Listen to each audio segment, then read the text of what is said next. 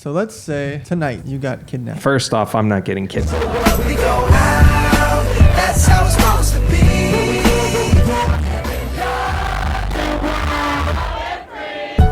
Yeah, roll one, smoke one. When you live like this, you're supposed to party. Roll one, smoke one, and we all just having fun. So we just. Alright guys, I'm Brian Goldstein. These days I'm an influencer, but I own pharmacies. I specialize in HIV and AIDS. So now it's just helping other entrepreneurs build things. I enjoy playing with guns, which has pushed me into a whole different space on Instagram and YouTube.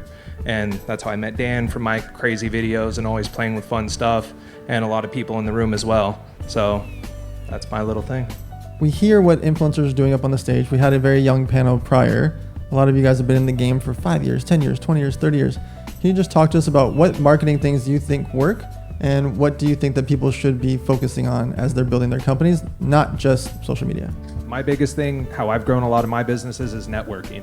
Doing favors for someone that you may not get anything in return, but over time, I may call Dan and say, hey Dan, do you have a network for Pepsi or Blackwater, whatever it might be, to get into that door? And the favor may be 5-6 years later. I don't care. I do a lot of stuff for free, and in return, it pays me back tenfold over time. It's not instant gratification. It's putting in the work over time. For everyone that's sitting in the room here, Forbes touched on it a bit. Personal brand, you have one whether you like it or not. Your neighbors think about you, your friends from high school think about you, your coworkers think about you. Everyone thinks about you as some type of personal brand. It's up to you to tell your story or not, or let them come up with their own theories or rumors or ideas. Here up on the stage, all of you have personal brands for different reasons. Sometimes aligned with the corporation, sometimes aligned with your past and your history and your career and your resume. Sometimes it's what you're doing now in your current company. So each of you, if you could try to do it in 60 seconds or less, on your personal brand side, what are things that people should be thinking about, or what has worked for you to build up your personal brand? Pushing your comfort zone. Like, I hated public speaking. Even doing this today gave me the heebie-jeebies up until I walked up here. I just don't like it. But it's pushing myself into that uncomfortable area to grow and interact with people and really tell my story, and just, even on social media, just talking with the camera instead of just doing visual pictures and all that other stuff, and interacting with people and having them message you. Just staying involved in your brand and pushing the envelope all the time. Content is so important, and a lot of people get overwhelmed by what to create, how to create content. Everyone up here makes really good content, whether it's business related or fitness related or company related, or it's shooting guns, jumping out of helicopters. How do you decide what content you make, and how do you stay consistent with your content? And what would you say to people that are in the audience that don't know what to post on a random Wednesday afternoon? My biggest thing would be post anything and see how it trends. If it works well, leave it up. If it sucks, take it down, start all over tomorrow. Me and my camera guy, who's somewhere in here, we'll film stuff for the day. We'll scratch the whole day and start all over again tomorrow if we're not happy with it. You don't know until you try and play with it, and you may be midway into it and it just didn't work or doesn't come out authentically. So that's my 2 cents.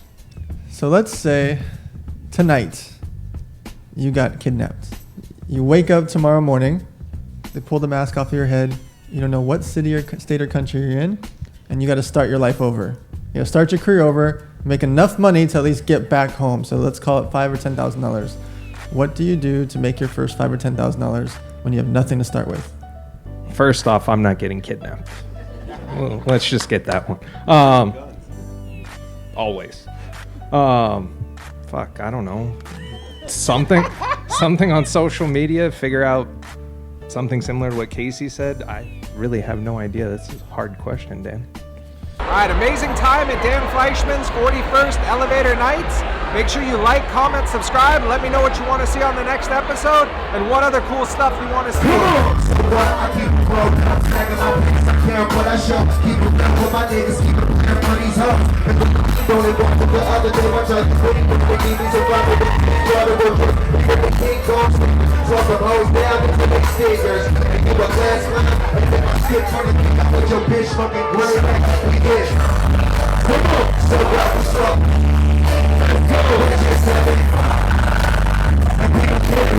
We don't care who sees, so what we go. What we doing, what we doing. That's it. this, you're supposed to party. Roll one, smoke one, and we all just having fun. So we just roll one, smoke one. When you live like this, you're supposed to party. Come on. Roll one, smoke one, and we all just clap your hands. So what we get?